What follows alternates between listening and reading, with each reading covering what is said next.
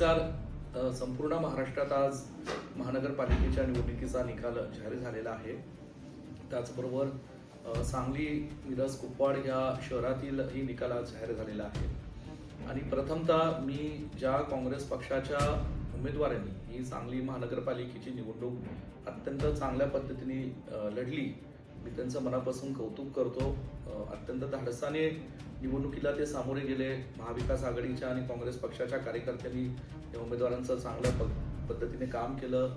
सांगलीच्या नागरिकांनीही या सर्व काँग्रेस पक्षाच्या आणि महाविकास आघाडीच्या उमेदवारांना आशीर्वाद दिला, त्यांना साथ दिली.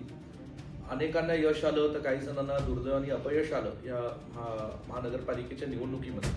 परंतु मला एका गोष्टीचा आनंद आहे की एकूण 30 जागा जे काँग्रेस पक्ष लढलं त्या 30 पैकी काँग्रेस पक्षाला 18 जागांमध्ये यश मिळालेलं आहे. आणि काँग्रेस पक्ष हा सांगली महानगरपालिकेचा हा नंबर 2 क्रमांकाचा पक्ष बनलेला आहे. म्हणजे विरोधी पक्षात आता काँग्रेस पक्षाचं स्थान हे अत्यंत महत्त्वाचं राहणार आहे. आणि मला आभार मानायचे त्या प्रभागातल्या आमच्या काँग्रेस पक्षाच्या उमेदवारांच्या, तिथल्या जनतेचा, की त्यांनी ही निवडणूक लढली आणि जिंकली.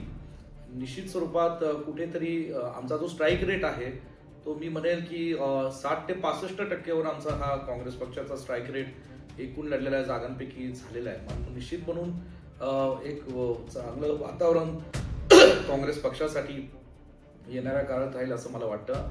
काँग्रेस पक्षाचे आणि महाविकास आघाडी, राष्ट्रवादी काँग्रेस पक्ष, शरद पवार गटाचे जे 3 नगरसेवक निवडून आलेले आहेत हे सांगलीकरांचा आवाज महानगरपालिकेमध्ये उठवण्याचं काम करतील. सांगलीतल्या सर्वसामान्य लोकांचे, गोरगरिबांचे प्रश्न, मग ते व्यापारी असतील, ते मध्यमवर्गीय नागरिक असतील, झोपडपट्टीमध्ये राहणारे लोक असतील, या सगळ्या लोकांचा आवाज उठवण्याचं काम अत्यंत खंबीरपणे महानगरपालिकेमध्ये करतील. दुसरी बाजू जे भाजप या ठिकाणी 55 जागाचं या ठिकाणी एक बाता करत होतं, त्यांना 40चा आकडा सुद्धा पार पडता आला नाही. निश्चित स्वरूपात कुठेतरी एक लाट ही भाजपच्या विरोधात सांगली शहरामध्ये आम्हाला सगळ्यांना जाणवली.